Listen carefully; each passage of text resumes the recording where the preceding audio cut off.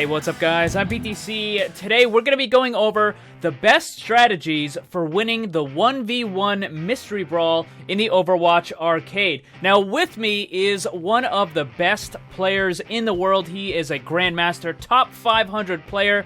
He has won over 200 1v1 games and is currently undefeated. Let's welcome Skill. Hey, what's up guys? How's it going? Alright, so in today's video, we're going to go over all of the offense characters, and we're going to start with everybody's favorite Cyborg Ninja, Genji. Skill, how do you win 1v1 with Genji? So, the majority of your damage is going to be coming from your dash. Basically, whoever gets the first dash and lands them consistently wins the matchup. If you want, you can hide behind a pillar or something, and you don't even have to worry about left-clicking or right-clicking. Just wait for your dash to come off cooldown and try to land it. So basically, so when you're approaching the enemy, are you trying to throw the stars while you're approaching? Oh yeah, sure. Now, one thing you have to worry about is try not to use the left click too much. The reason is it's a slow startup and you're not going to land all your stars consistently on another Genji. So you want to be spamming your right click more. And basically, for the deflect, you can use it, but try to bait it out, right? It's not that important. You can use your dash during their deflect if you have to, but right-click spam and dash is how you win. All right, so you want to basically just try to hide, wait for your dash to cool down, and then hit them with it, and then hide and wait for your dash to come up again, correct? That's exactly how you do it. All right, moving on to Machree, what do we do? So there's two strategies that you can use here. If you have bad aim, what I suggest you do is you start crouching. You can pick any side you want. Just go out there, start crouching, listen for footsteps, flashbang, right click. It's an easy win. If you have better aim, then you can go up the ice ramp side towards that corner, and you can just peek, and hopefully you get the headshot left click, or maybe you just gotta do the triple body shot to win it. Overall, if you're gonna do that strategy, if you have better aim, you got it. If you don't have very good aim, don't go for that. Just hide in a corner or just crouch around and do the for sure play. All right, moving on to Faro. Right, so Faro has a little bit of RNG involved. So what I suggest you do as soon as you start the game is you flick around behind you and you use your E to blast you forward. And so you don't have to use your shift, right, to rocket jump in the air. You're just going to use your space to hover yourself onto the bridge, your starting bridge. From there, you're just going to scout to see if you see the other Faro. Basically, what you want to do is you want to use your shift to dodge a shot if need be, and then it's basically RNG from there. It's possible that you can get 2 direct rocket hits onto the enemy and just win that way. You might have to shoot at the ground a little bit if it comes to that. It's just a coin flip, really. Would you advise them to, now that we have the ability to basically stay in the air permanently, would you try to do that, or would you allow yourself to hit the ground? I would let yourself hit the ground every so often, because eventually, if you're going to be, strafing in a certain pattern in the air, and if the enemy is smart enough to realize that you're doing this pattern, then they're just gonna, kind of adjust their aim for it accordingly and get a direct hit on you. So every once in a while, just drop to the ground and wait for your rocket boost to recharge. All right, so how do we win with Reaper? Reaper is very important that you do this, right? As soon as the game starts, teleport up to the ice ramp side and immediately scout out for your enemy.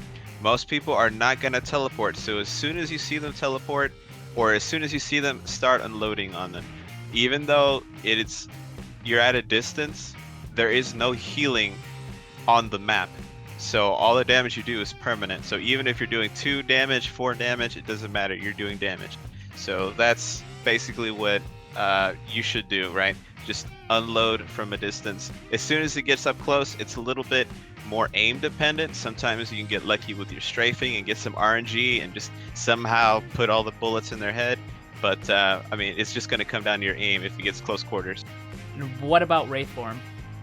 Wraith form, You don't use Wraith form unless they use it. If they use Wraith form, you're going to wait until theirs is about to run out, then you use it. The reason why you do this is because there is a second in the animation where you don't see them come out of Wraith form, and even if you count it and you try to shoot them, they're invulnerable. They get one free shot off on you, so you're going to want to cancel theirs with yours so that you get the free shot. All right, next up is Soldier 76. He's the first character that can actually heal himself during the fight, so how do you win this one? It's going to come down to your aim. What you're going to want to do is you're going to want to fight the other soldier when you have your rocket up. If your rocket is down, don't even try to fight him. The reason is because the other one, if he gets a direct hit, then he basically automatically wins the gunfight, right?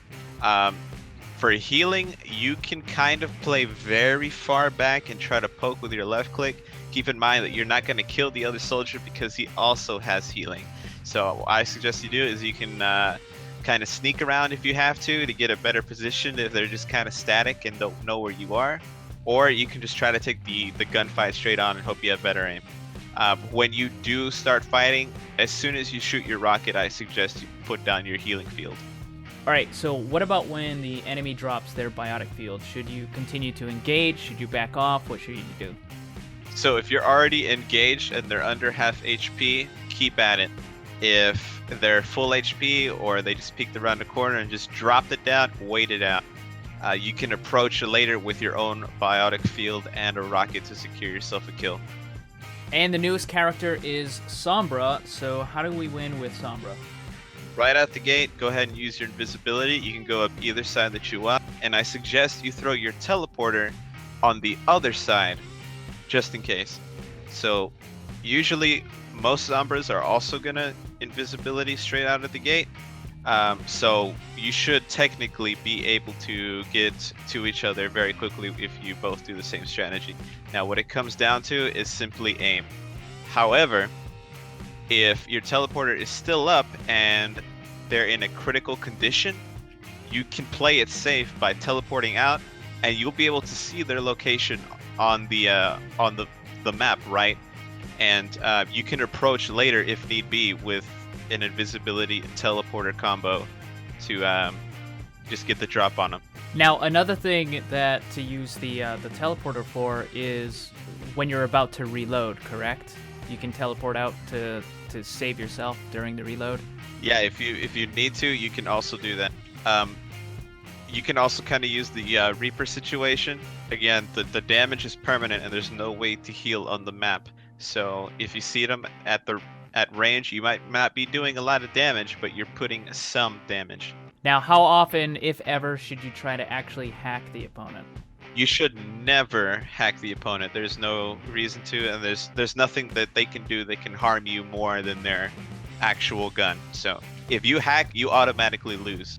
And the last offense character is going to be Tracer. Tracer, you're going to use the same idea that we used with Reaper and Sombra. You're going to try to get as much damage out from range as possible.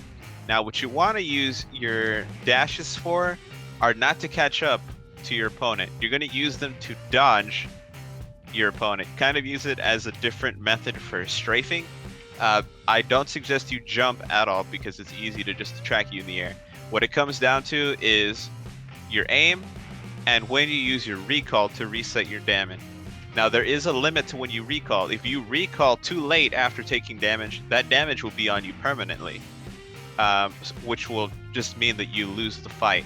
So you want to keep track of the reset for your recall ability, and as long as you have decent aim and you aim for the head, then you should have no problem winning. Alright, so when you're using recall to erase some of the damage, are you trying to always keep yourself at 150, or are you willing to lose a little bit to do some extra damage? If the extra damage is, like, I'd say 20 or more, then it's okay for you to be under 150, right? But the longer you're at 150, the higher the odds are that you'll win. So there you have it, guys. Some of the best tips and strategies for the offense characters in the 1v1 game mode. I'm going to invite Skill back, and we're going to finish out the rest of the roster, so make sure you subscribe so you don't miss that. But that is going to be about it for this video. Guys, thank you very much for watching. Hope you enjoyed it. If you did, make sure you hit that like button, share it with your friends. Remember, always blame the controller, because it's never your fault.